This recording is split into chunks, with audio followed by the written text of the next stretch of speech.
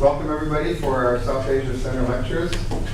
And before we begin today's lecture, I want to remind you that next week we have a lecture on November 3rd by Jeffrey Samuels talking about toward an aesthetic of monastic recruitment, a monastery, and an avenue of upward mobility, talking about Sri Lankan monasteries. So spread the word. Fun to be here. Today it's my great honor to be able to introduce Dr. Akinori Uesugi, who is visiting here from Japan. He came here for the conference and was able to spend a few more days, and so we asked him to give some lectures. He's also going to give a lecture tomorrow on a very different topic in the Department of Anthropology at the Anthropology Brown Bag. So Dr. Uesugi has his PhD from Kansai University in Osaka. He has worked as a researcher for the Research Institute for Humanity and Nature in Kyoto from 2007 to 2011. And he's been a part-time lecturer at Kyoto, Tachibana University, and also Kansai University. One of his specialties is the archaeology of South Asia, and he's one of the, I would say, scholars who has a very broad experience in both the early historic period and the Harappan period. So his first work was at the site of Sravasti, which is a very important Buddhist monastic site. And he did most of the work in putting together a phenomenal volume on Sahit Mahit excavations, which is in our library. It's all in Japanese, but the drawings are fantastic, and I think he did all of them. So it's a really phenomenal volume. So if you ever want to learn anything about Sravasti, then you should definitely check that volume out. He has been working on Buddhist cave temples in Maharashtra, and then after that time period, he started working on the archaeology of the northwestern subcontinent at the site of Gumla, which is near Peshawar or in the Bandung area, and then began working on materials from India. He's excavated at the site of Kanmir, which is in Gujarat. He's excavated at the site of Farmana, which is in Haryana, and he has been working on the materials from these two important sites for past several years and has a huge number of publications on all of these excavations. And most recently, he's been working at the site of Mintatal, which he talked about he will be talking about tomorrow, right? Yeah, so tomorrow. And today, he's going to focus on the excavations at Farmana and the cemetery, excavations at the Harappa cemetery at Farmana, and I will turn the floor over to Dr. Uesugi.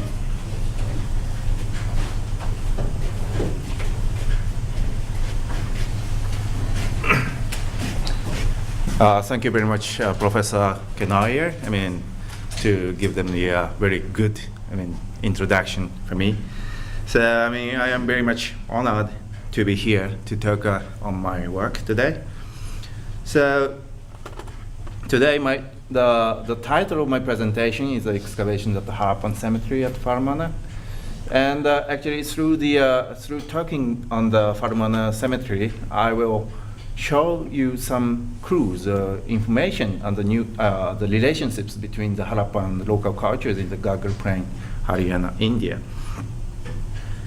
So basically my talk focuses on artifacts, especially in order to see the sequence of 56 barriers we excavated and to get some clues to understand the relationship between the Harappan culture and the local culture in the region. So in general, burials can provide us with many information on the ancient people and the ancient society. So there are many approaches to see burials, and one of the most beneficial approaches is to see the biological remains to get information on ancient people.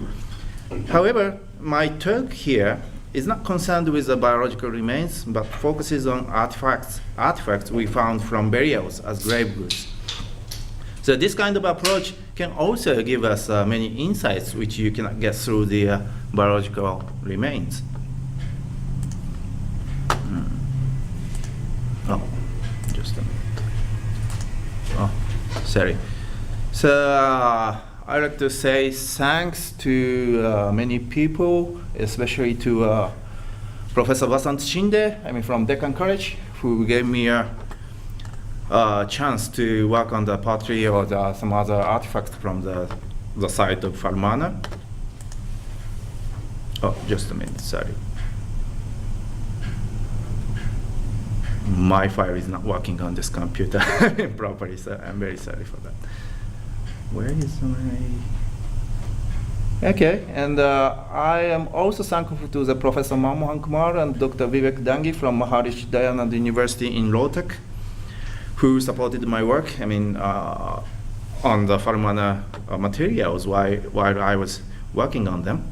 And I also say thanks to the Professor Kenoyer for giving me a chance to talk today.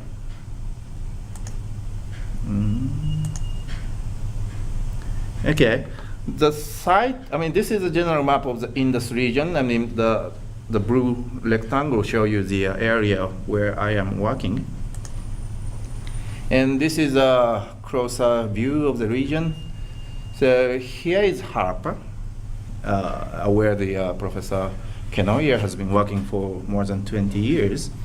And this is a site of Ghaggar, the biggest Indus site in the region. And about the site of Farmana is located 30 kilometers away from the site of Ghaggar.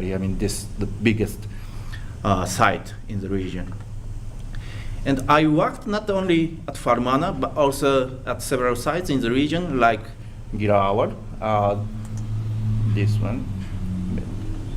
This is the site of Ghaggar, and Mitatal also, this one. So I am currently working at the site of Mitatal. So this is a chart showing chronological positions of sites that I will be discussing in this paper. And this paper will be focusing on the Farmana cemetery, this one.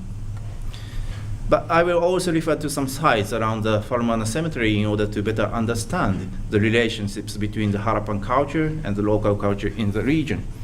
So you can see the several sites here, and the site of Ghaggar belongs to the pre-Indus period, which may be contemporary with the Harappa period too. And the Farmana settlement comes here, most probably contemporary with the Harappa period 3A and 3B. I will show you some dates later. And the Farmana cemetery, which I am talking today, is here. Actually, this cemetery site gave us a little bit longer period, longer than the Farmana settlement, which goes down to the contemporary period with the Harappa period 3C. And Mitatal, which I am currently working, is here. It's later than the Farmana, and almost contemporary with the site of Bedwa 2, another cemetery site near Farmana.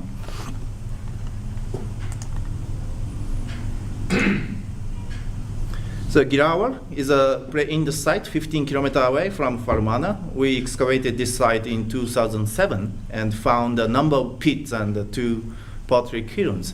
The area we excavated may be a workshop of pottery production. And this site gave us knowledge on the development of a local culture in the pre-Indus period in the Ghaggar plain. So pottery with a wide black band, that's here, these kind of pottery. That pottery, this pottery is a diagnostic feature in the local ceramic style, which continues into the mature Indus period and the post-Indus periods in the region. So from this site, we have only 2 carbon-14 dates, and one of which may be accepted to 2700 to 2570 BC, and the other date is much older in comparison to the ceramics or other artifacts we have. So maybe this younger date should be should be a date for a part of the occupations at this site. Of course, it's possible that the occupation at this site can go back to the earlier dates as well, but we don't have carbon-14 dates for the older part of the occupation. Okay, so this is the site of Farmana. We excavated for 3 seasons in 2007, 2008, and 2009. This site is a kind of a local center where a number of the Harappan culture traits were noticed in the excavations. At one location of this site, we excavated a settlement area up here. We found the mud brick structures that were well planned with streets, lanes, and drainage systems. So in this settlement area, we found a number of artifacts like seals, ceilings, and stone beads, and roughly charred braids, which we can consider as typical Harappan cultural traits. We got 21 carbon-14 dates from this site, which fall in a range between 2536 BC and 2278 BC. 2278 BC. So that is the early part of the mature Indus period. Besides, we found a cemetery that may have been associated with this settlement, down here. So in this cemetery, we excavated 56 burials, and this paper focuses on this cemetery as evidence for understanding the relationships between the Harappan culture and the local culture at the site. So in regards to the ceramics found in the settlement area at Farmana, two ceramic styles were noticed. So one is a typical Harappan pottery, and the other is a local socio-cultural pottery, here. So through the occupational levels that measure 3.5 meter in thickness, the local socio-cultural pottery dominates over the Harappan pottery. The ratio of the Harappan pottery to the local socio-cultural pottery is between 30 to 40% through the entire occupation period. And now I am going to talk on the cemetery at Farmana. This map shows you the location of the settlement and the cemetery. This is the site of the settlement. And the site of cemetery is located about 900 meters northwest to the settlement. So this is a kind of a very, typical feature of settlement and burials, cemetery during the mature Indus period. And this is a contour map of the cemetery site, and the cemetery site was extensively leveled down by local villagers for cultivation fields, and the original geographical features of this area were not clear, but it seems likely that this area was originally a flat area. But due to the leveling by villagers, we found burials very close to the present surface. Actually, we found the first evidence of cemetery through the, ditch, dug by the local villagers. So we excavated an area of 28 meter by 20 meter, where we found 70 burials on the surface, but test trenches, where's the arrow? This one.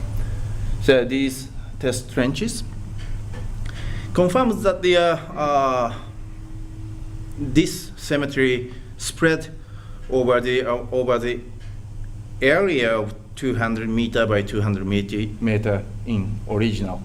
And the local villagers also gave us information that they found a number of potteries and human skeletons outside this area. We made a map. So that's a very big cemetery of the mature Indus period. Among 70 burials noticed on the surface, we excavated 56 burials. All of the burials are simple pit burials, and we did not notice traces of coffin in burial pits. The burials show a dense distribution in this area, and some burials were found in overlapping other burials. So the orientation of burials is basically towards the north with some deviations. And the burials include 3 infant burials as well as adults. But our team could not get information on the age and sex of the dead. The one physical anthropologist worked on skeletons at sites, but she didn't give us the information. So that's a great lack of information regarding this cemetery site. So for understanding the features of the burials at the site, I would like to start from Professor Vasant Shinde's discussions on burials. He was a director of the excavation, and he wrote his report on the cemetery itself, while I worked on the pottery and I wrote a report for the pottery from the cemetery. So there are two issues important in understanding the Farmana burials. One is burial types, the upper one, and the second is the sequence of 56 burials at the site. So burial types means the disposal method of death. So, it's very important issue to understand the nature of burials at this site. And he divided the 56 burials into three types: primary burial, and secondary burial, and symbolic burials. And for reconstructing a sequence of burials, he divided the burials into three phases. The lower one. His argument was based on the depths of the burial pits. He didn't analyze the pottery or the artifacts from the burials. So his argument was simply based on the depths of the burials. That means, according to his discussion, the burials with deeper pits should be earlier, and the burials with shallower pits must be later. So starting from these two hypotheses, I shall start my discussion on the cemetery at Farmana. So in terms of intactness or preservation of skeletons, 6 burials have a complete skeleton, 40 burials are represented by a partial skeleton, part of skeletons, and 8 burials has no skeletal remains. So for 2 other examples, the skeletal condition cannot be determined due to some reasons. So here I illustrate 5 burials with different skeletal remains as representative examples. So B14 on the far left has an entire skeleton intact in the pit. Only 2 bone points were interred with the dead. And the second one, B18, has an almost complete skeleton, but some bones were missing. This one, there is no bones of legs here and here. So, some bones are missing in this burial. And B64 in the middle is an interesting example with a large part of body intact, but without its skull. This one. You can see the bones of the bodies here, but no skull here. So in the position where the skull should have been found, several potsherds were found instead. And in B62, this one, most of bones were not found. The skull and jaw were detached and placed side by side. So this is the upper part of the skull, and this is jaw. They are placed side by side. It's a very interesting example here. And B6 on the far right is a burial with numerous parts, but only 2 bones were found in the burial pits. So bones are down here. So based on these examples, it seems that the Shinde's classification does not tell us exactly what was happening in burials. That is, it is likely that the dead was placed in a pit as he or she was, and then living people, their family or their relatives, got some portions out of the skeletons after some time. So the result of that behavior or customs, we have got this kind of variety of skeletal conditions. So it is not possible to say when the bones were extracted after the primary burial of the dead was done, but the extraction of bones may have been a part of the mortuary rituals. So if this interpretation can be accepted, it may be that the mortuary ritual had several stages before the burial pit was finally filled up with soil. So this is one of the very interesting feature at the Farmana cemetery. And now I am going to look at the grave goods which were placed with deads. Among 56 burials excavated, 10 burials have no burial goods at all. So 46 burials have some kinds of burial goods. So 46 burials have pottery. Oh, sorry, that should be, yeah. 46 burials have pottery. 43 burials have pottery. And 13 burials have ornaments that were worn by the dead. And 2 burials have bone points. So there was no clear correlation between the variety of grave goods.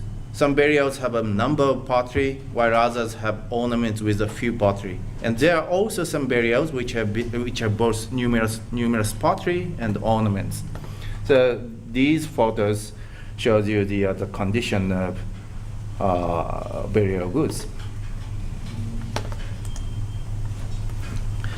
So for reconstructing a sequence of 56 burials, the pottery is the best clue among grave goods, as the pottery was found in many graves, 43 burials. So there are 2 types of pottery. That is the Harappan pottery on the left, and the local socio-cultural pottery on the right. The association of 2 styles of pottery is the same as what we saw at the settlement. These 2 ceramic styles are distinctive with their own features in each. The Harappan pottery has the same formal assemblage and shapes and the same decoration styles as those found at Harappa and Mohenjo-daro or other typical Harappan sites. The socio-cultural pottery has the same features as that from the settlement area of Farmana. So one of the distinctive differences between the 2 is a manufacturing technique. The Harappan pottery is modeled or finished on a fast wheel, and the socio-cultural pottery is basically handmade with a partial use of rotational technique, with some kind of turntable or fast wheel. So based on this feature, in combination with other features of pottery, it is easy to discern these 2 ceramic styles at this site. So this chart shows you the ratios between the Harappan pottery and the socio-cultural pottery in each burial. Some burials have only the Harappan pottery, the blue one, like this one, or this one, or this one. And the other is characterized by predominance of the local pottery, which is indicated by red part. But most of the burials have both the Harappan pottery and the socio-cultural pottery as grave goods, as you can see in this chart. So this map illustrates the distribution of burials in terms of ceramic assemblage. 10 burials have the Harappan pottery only, and 6 burials have the socio-cultural pottery only. The other 27 burials have both. So based on this map, there is no distinct pattern in the distribution of each type of burials. So the blue one are the graves with Harappan pottery only, and the yellow one has socio-cultural pottery only. So you can see the predominance of the burials which have both the Harappan pottery and the socio-cultural pottery in them. In the report of the Farmana excavations, which we published in March, I attempted to classify the Harappan pottery and the socio-cultural pottery in terms of shapes in order to reconstruct the sequence of burials, because it was obvious that these burials were not dug at one single time. So as a result of analysis, it turned out that the Harappan pot showed many variations, giving me an expectation to reconstruct the sequence. On this side, you can see the typical Harappan pot. So, as a result of my analysis, I divided them into 4 phases. So you can see the older type here, and the later type here, up here. So in some areas, I mean, as I mentioned now, I mean, the Harappan pots have an elliptical body with a lower gravity. You can see, where's the arrow? Yeah. These types, or these types as well. Oh, sorry. And in the other burials, the Harappan pots have a slender and elongated body. I mean, like these one, or this one also. And when I look at the other forms after dividing the burials based on the Harappan pot shapes, it was understood that the beaker,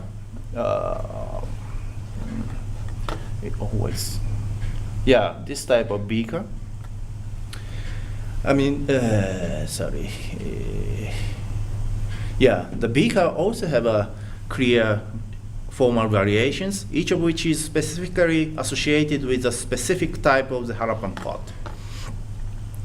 And other forms like dish on stand and dish and some S-shaped jar or flanged jar, those forms, they were found at a very low frequency of occurrences. So I mean, they show a less variation in shapes through burials. So basically, my reconstruction of sequence of burials is based on the Harappan pots and the Harappan beakers. Based on this analysis, I divided the burials into 4 phases, as I told you earlier. Phase 1 and phase 4 are placed on the extremities of the sequence, and phase 2 and phase 3 are placed between them, as they show transitional features between phase 1 and phase 4. Although I am not confident, but the phase 1 and phase 2 may be contemporary with Harappa 3A, and phase 3 may be equated with Harappa period 3B, and phase 4 can be regarded as parallel with Harappa period 3C. This is just a rough estimation of periods, but I showed it for your knowledge. So in the case of the socio-cultural pottery down here, the formal variation cannot be easily understood. The burials that have the Harappan pottery were given its chronological position based on its typological features, but those burials with no Harappan pottery is difficult to be given its position. So 6 burials with the socio-cultural pottery only were excluded from the sequence. So it is noteworthy that there are some forms and shapes in the socio-cultural pottery that are not present in the socio-cultural assemblage at the settlement. They show features similar to the Harappan pottery. I mean, this is a very important fact for getting some clue to consider the relationships between the Harappan culture and the local culture at the site.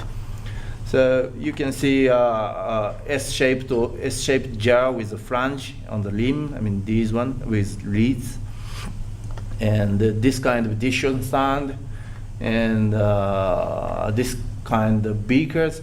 They are absent at the settlement in the socio-cultural assemblage, but they are present in burials. So that could be a very important point for our understanding of the relationships between the Harappan culture and the local culture. So this is a map that shows you the distribution of burials based on the reconstructed sequence. So when you look at this map, I mean, there is no clear pattern observed in the distribution. In the course of time, the later burials cut the earlier burials in some portions.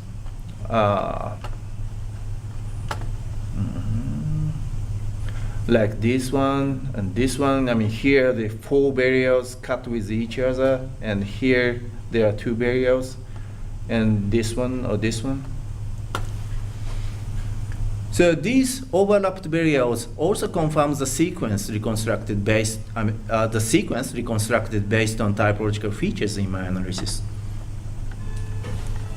I mean, the later burial, I mean, cutting the earlier burials gave us the later type of pottery, and the lower one, the earlier one, gave us the older type of pottery. The orientation of burials show rough correlation with phases. That means through phase 1, 2, 3 indicated by green, blue, orange. Many burials are oriented northwest or north-northwest, and phase 4 indicated by the pink color. The phase 4 includes those oriented north or slightly off north towards east, like this one or this one. However, in each phases there are exceptions which have orientation different from others. So it seems probable that the orientation cannot be a criterion to determine the sequence of burials. And this chart illustrates you the number of burials in terms of the skeletal conditions in phase-wise. So each phase has various way of conditions, and there is no correlation between phases and the skeletal conditions. So that means that the disposal of the dead or the mortuary pattern remains the same through phases. Those burials with ornaments also have nothing to do with phases. 2 burials have ornaments in phase 2, and 8 burials have a kind of stone ornaments or shell bangles in 8 examples. So, but I should mention two things: that all of the 3 infant burials have copper bangles, and 2 adult burials have shell bangles on their left arm and copper bangles on their right arm. So in some cases, you may see a specific association between ornaments and age or sex or specific way of wearing ornaments. Here's again a chart that shows you the ratio between the Harappan pottery and the local socio-cultural pottery in each burial. Now this line, a little bit off the original position, but you can see the no change in the ratio through phases. I mean, the oldest 3 burials have predominance of the Harappan pottery, but it also occurs in the later phase as well.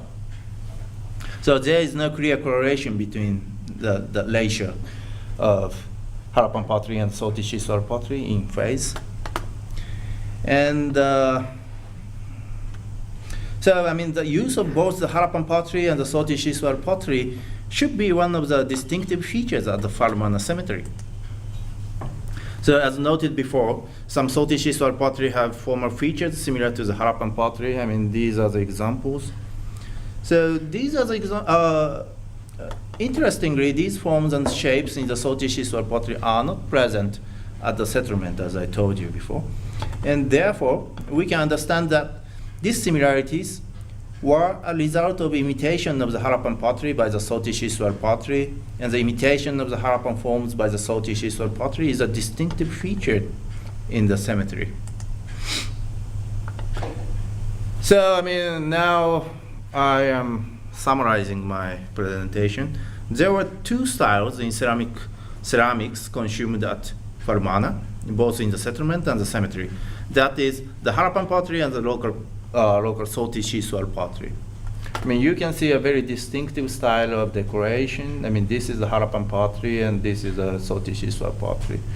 This kind of design which appear in the Harappan pottery does not appear in the local socio-cultural pottery, and this kind of socio-cultural decoration does not occur in the Harappan pottery, and the shapes and the manufacturing techniques are also different between them. And when you look at the origin of these two different ceramic styles, the local socio-cultural pottery developed out of the pre-Indus pottery in the region. I mean, I showed you some slides from the site of Ghaggar. I mean, this kind of local pottery. I mean, and this is a part of the socio-cultural pottery in the pre-Indus period, but that continues into the mature Harappan period as well. But the Harappan pottery, was extraneous to the Ghaggar plain, and it was introduced in the mature Indus period from Punjab.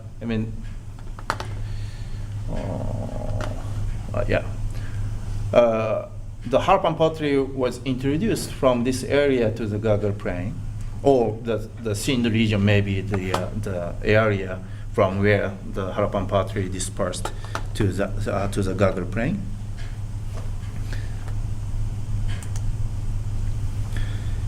And in the settlement, the stylistic and technical distinction between the Harappan pottery and the socio-cultural pottery is maintained from the earliest phase to the latest phase of occupation, which can be dated to the early phase of the mature Indus period based on the carbon-14 dates. But at the cemetery, the potters of the socio-cultural pottery try to imitate the Harappan pottery due to some unknown reason. It may be a possible interpretation that the burial practice with pots were originally of the Harappan, so that the local potters attempted to imitate the Harappan forms according to what was required by people in the mortuary process. But it's not confident. It's just a kind of imagination. So now we have got the many questions raised at this point. So the first question is where the ceramic workshops were located. Where were the Harappan workshops and the socio-cultural workshops separately located in the region? Or did one workshop have potters who were working separately for making different ceramic styles? The second question is whether or not there was any distinction among consumers, people living in settlement, in using the Harappan pottery and the local pottery. At the settlement, there is no distinctive difference in the spatial distribution between the Harappan pottery and the socio-cultural pottery. Some house floors were noticed having the Harappan pottery and the socio-cultural pottery side by side in a primary context. This is the typical Harappan jar from this portion. And close to it, we found a typical socio-cultural bowl here. And this situation indicates no distinction in use of the Harappan pottery and the socio-cultural pottery in the life of people at the settlement. In burials, both the styles were placed with dead with no distinction in the arrangement. Basically, a bunch of pots, pottery, were placed close to on the side of the skull, like this example. And the third question is how the potters interact with each other. Did one potter group make pottery and interact with another potter group with their own interests? Or did they make pottery for what consumers required? So, actually we found a very big kiln at the settlement site of Farmana here. But this kiln did not give us any clue to identify what kind of pottery was fired here. And we don't know how the interaction between two ceramic styles happened. So these questions, several questions cannot be answered only with the evidence from Farmana. But evidence from Farmana may provide many clues for better understanding the relationships between the Harappan culture and the local culture. I don't have a conclusion or the finalized answers to these questions, but you can share my questions. Through the evidence from this site. So now I will be moving on to the other examples that may show relationships between the Harappan culture and the local culture in the region. I will pick up some evidence from Mitata, where I am excavating now, that can be dated to the later part of the mature Indus period. That means later than the Farmana settlement and later than the Farmana cemetery with some overlaps.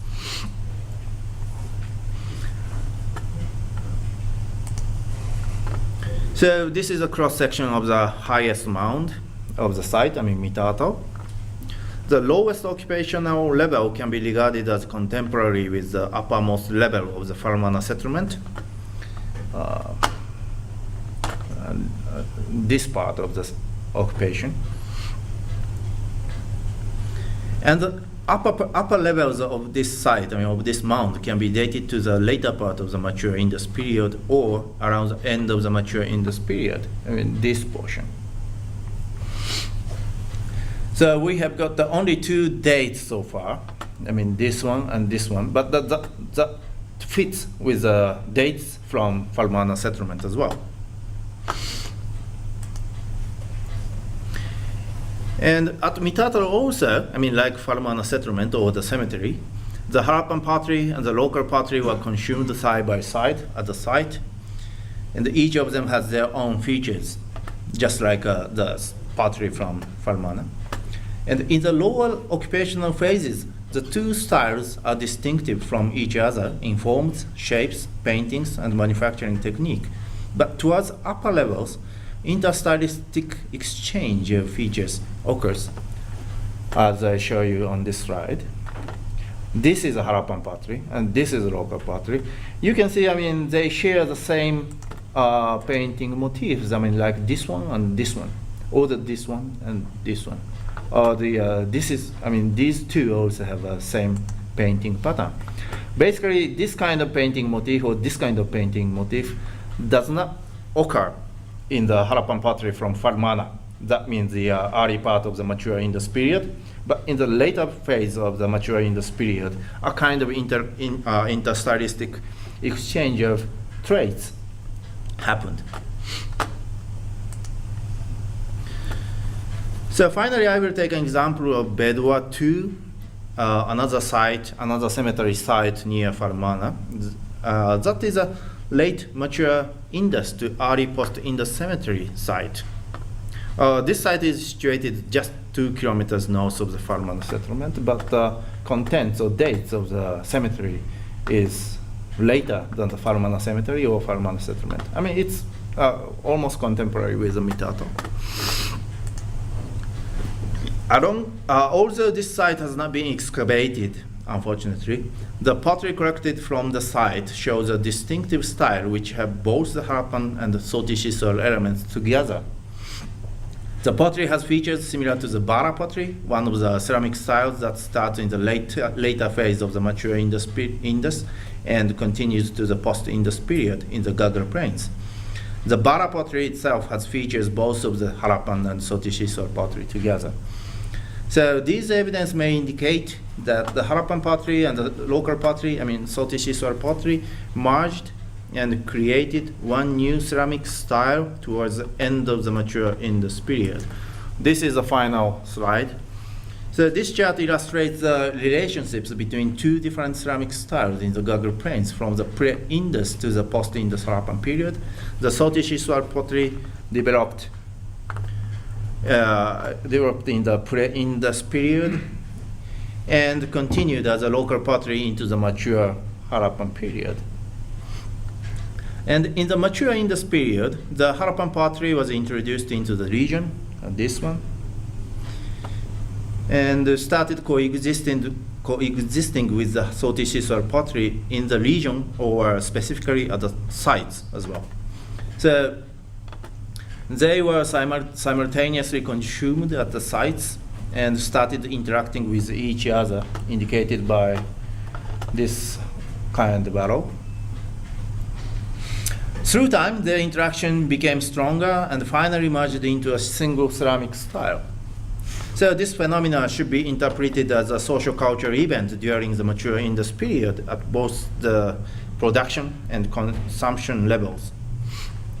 So this paper gave you just some information and clues that I found from my work at Farmana, at the site of Farmana. And this kind of study should be closely related to other kinds of studies, like studies on the biological remains.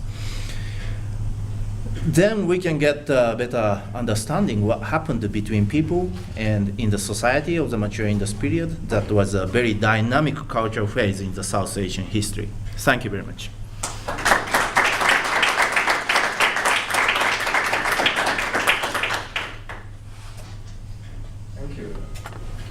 Questions?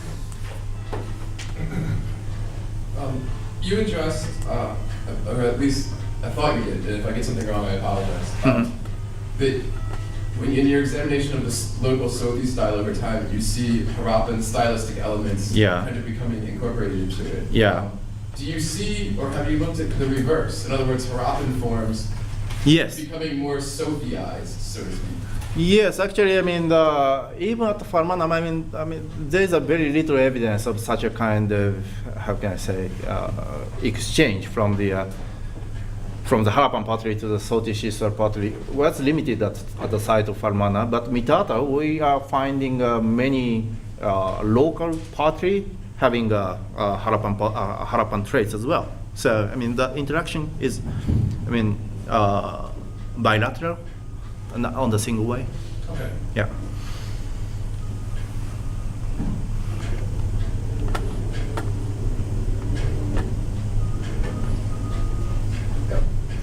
I'm sorry, I'm not a student of this subject. Yeah. Even though I've heard a lot about it peripherally. So sorry if my questions are very uninformed. You said that there was no age or sex information from the infant skeletons? Yeah. Does one normally No. gather that information from skeletons? And if so, how? Could you tell me a little bit more about that? Uh-huh. And also you said about a B64, where there was a partial skeleton, that there were pot shards instead of the skull? Yeah. Could you say a little bit more about that? Oh, the first question was on the, how can I say? How do you this- identify the sex of the burials? No, actually, I mean, the one physical anthropologist worked at the site on the sex and the age, I mean, recording the measurements of skeletons, but we didn't get the report on the field, so we don't have any information on Not just sex the and infants, age. on nobody? No, no. Right. You never Yeah. did that. And the second question is related to the. You said there were pot shards instead Yeah. of the skull? Okay, yeah. I'll show you this one. Yeah. So the Okay. third is the one in the middle. Yeah, this one. Yeah. Actually, I mean, the bones of body was quite, I mean, well preserved in this case, but there was no skull here. We found several pot shards, I mean, gathered in one portion, I mean, where the skull should have been found. So this is very interesting example at the site. But we found a number of parts as well, and I mean, on this side as well. So, I mean, this should be an example, I mean, which shows us, how can I say, extraction of skull from this burial. Yeah. And this example also shows you the, how can I say, modification of original skeletal conditions. So, I mean, these examples are very interesting, and we have to look at the very carefully. Akinori, can you go back to the slide where you're showing us the graph where you're showing us the distribution of Harappan and Sothi styles by yeah. period? This one? Just a Oh, minute. further down, period-wise. Oh, period. Second time you showed the graph.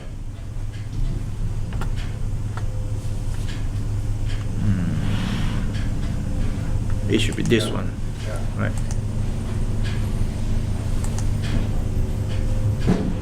Yeah. I wanted to look at this more closely because it looks to me actually like you have the greatest proportion of the local pottery during phase 2. Yeah, but some example, I mean, have got more Harappan pottery. I mean, the more than the Sothi schistosol pottery as well. Yeah. But how can I say there is no consistent tendency? I mean, through the phases. I mean,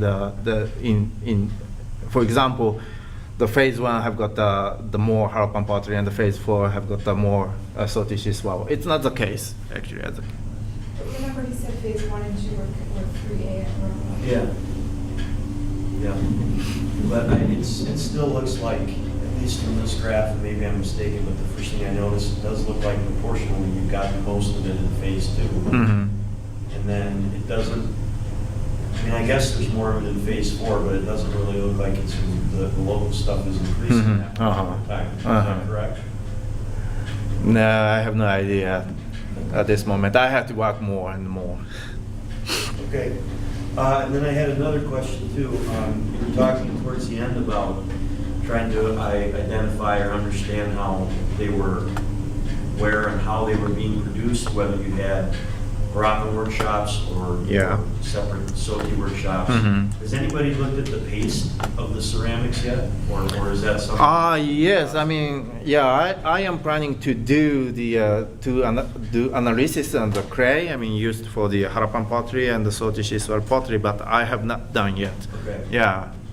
We have got so many samples from this site and from the site of Mitato as well, so I will definitely do that, I mean, kind of things.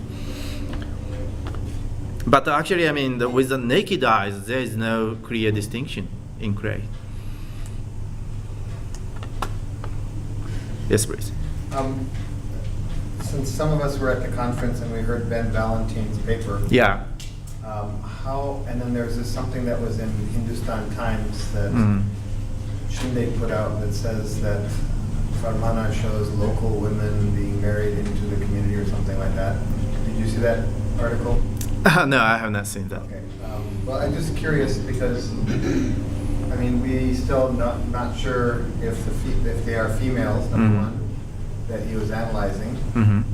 And it seems unlikely that all the sample that he got just happened to be females. Yeah. But the fact that you have non-local individuals being buried in the cemetery, being born somewhere else and brought in, Mm-hmm. do you know if the samples that he took were from the burials with all Harappan pottery or mixed Harappan? I don't know. I don't have any You don't know what information. you don't know what burials he got those samples? No, no. Okay. 'Cause Yeah. that would be interesting to compare. Yeah, of Like- course. Like you said, Yes, this yes. has to be tied into that data, but Yeah. I think what you've done is really exciting because it will be a test of the strontium isotope data Yeah. to show non-local people Mhm. going to the settlement. Yeah. Are those the burials that have Sothi and Harappan mixed, Mhm. or are they the burials that have all Harappan? Yeah. Does this confirm or contrast with Yes, the yes, analysis? yes, I of think it's course. very, very interesting. Thank you very much. Any other questions? Yes. Do you plan to excavate the remaining 14 burials, and if not, why not? Oh, what? Do you plan to excavate the remaining 14? Teen? There are 14 There's I burials? thought there were 70, and you've excavated. Yeah, that's right. Yeah. No, we don't have any plan to re-excavate the site. I mean, for time being, of course. But I mean, in the future, I mean, we can make good team to analyze the every kind of aspects. I mean, of the cemeteries or burials. I mean, of course, we want to do that. Yeah. But unfortunately, I mean, for the time being, we will not have a chance to excavate. But how can I say? As you know, the site of Farmana also have a danger of destruction by the local villagers. So maybe within a couple of years, the cemetery will disappear. may disappear actually. So we need to do that. I mean, yeah. Any other questions? Well, thank you very much for a very interesting. Thank you very much.